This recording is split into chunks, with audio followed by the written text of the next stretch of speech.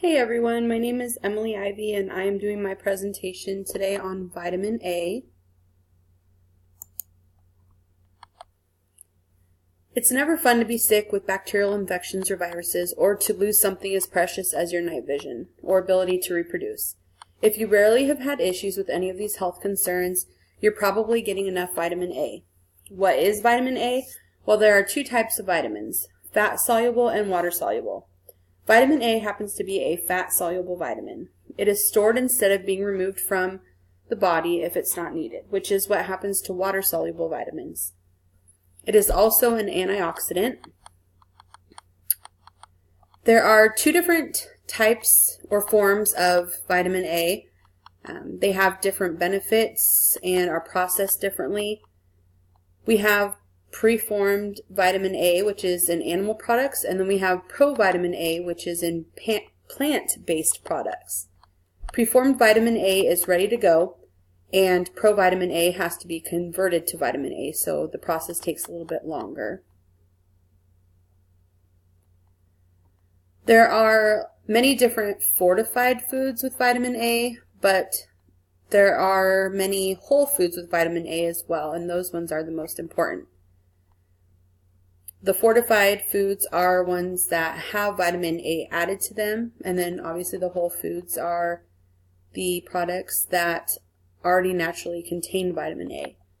So for the plant-based, we have things like broccoli, carrots, mango, kale, and then we have animal-based products, which are like grass-fed butter, eggs, especially the egg yolk, whole milk, and some fish like tuna fish.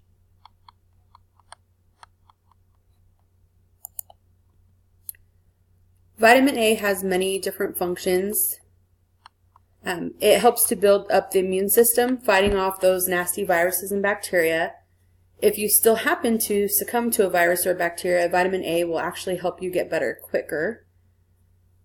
Cells in the body are also affected by vitamin A intake, more specifically provitamin A. Growth and development of cells from provitamin A can help with some forms of cancer, and bones remain strong with the recommended dietary allowance amount of vitamin A. And again, the provitamin A, which is good for like the growth and the cell development, is through plant-based. Also, being pregnant, I take prenatal vitamins containing zinc and iron, which are important for the breakdown of vitamin A.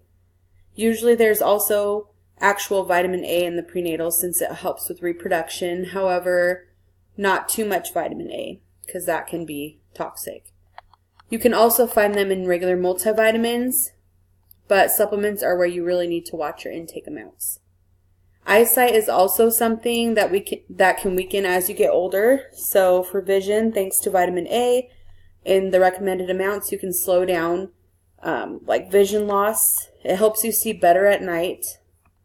And if you're trying to get pregnant, a lack of vitamin A can make that process hard for you. So reproduction and just the growth of embryos, vitamin A is important for those processes. For the reputation of vitamin A, it is known for its potential to be toxic.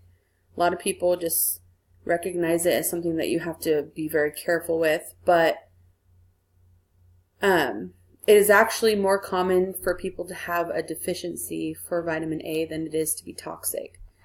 People also think it is a simple vitamin. It's known for being just a regular vitamin, but again, it has two different forms of the vitamin, and one has to be broken down, or one has to be turned into vitamin A, and the other one is ready to go. So it's not just a cut and dry vitamin.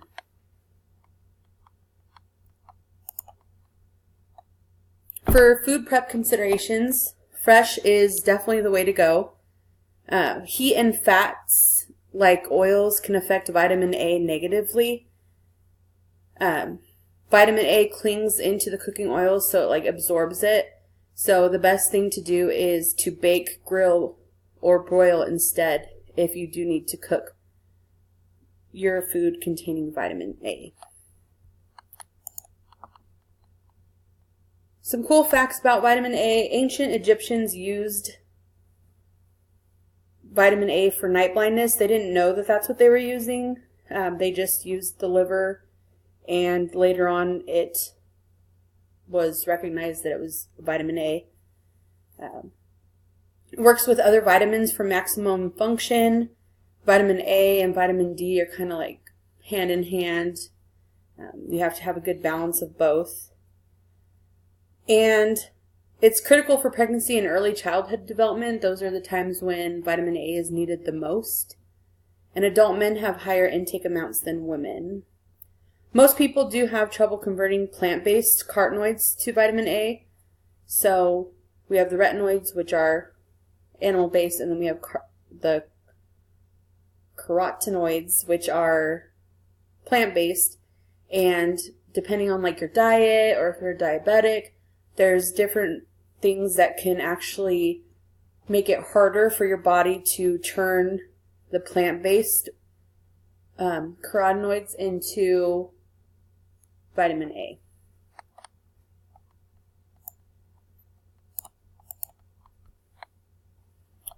For deficiencies in the United States, vitamin A deficiencies happen mainly in other countries, the less fortunate countries with more poverty. We have less deficiencies because we have more access to vitamin A filled foods. We do have deficiencies in the United States. It's just more common elsewhere. People who are more prone to having deficiencies in the United States are vegans and alcoholics.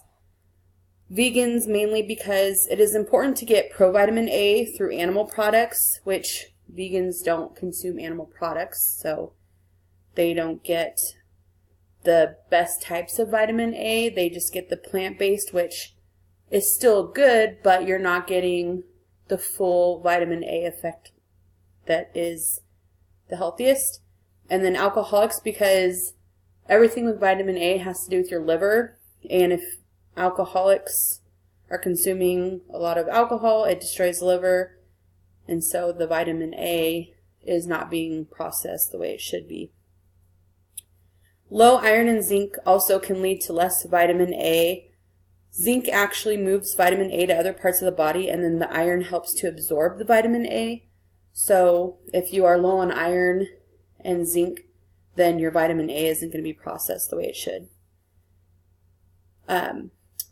Also, night blindness can happen, slowed growth and bone development, decreased immune functioning, increased infections, insomnia, skin issues like acne, hair issues. Those are just some of the things that can happen when you have the deficiency of vitamin A. Now, if you get too much vitamin A,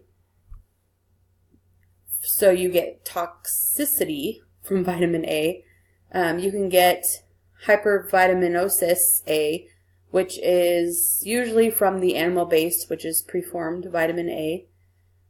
You can get intracranial pressure, dizziness, nausea, headaches, skin irritation, pain in the joints or bones. It can lead to a coma or even death. So there is such thing as too much vitamin A, which I had no idea before this.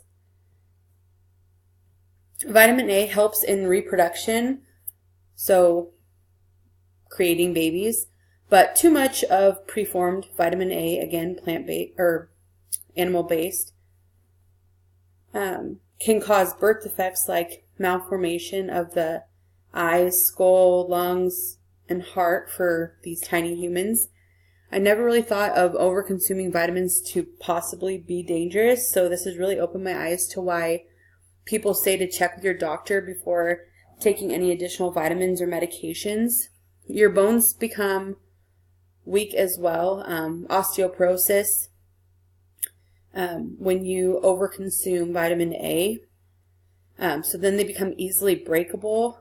And when you think of the word dense, you think of thickness. So with osteoporosis, your bone density, so your bone thickness is minimalized. And so that's how bones become so fragile and they break so easily.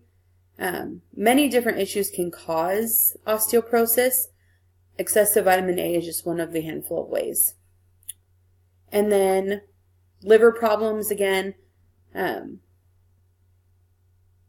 when you have too much vitamin A.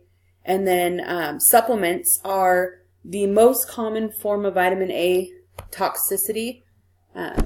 So that's something that you really have to be careful with, is your amount of supplements that you're taking.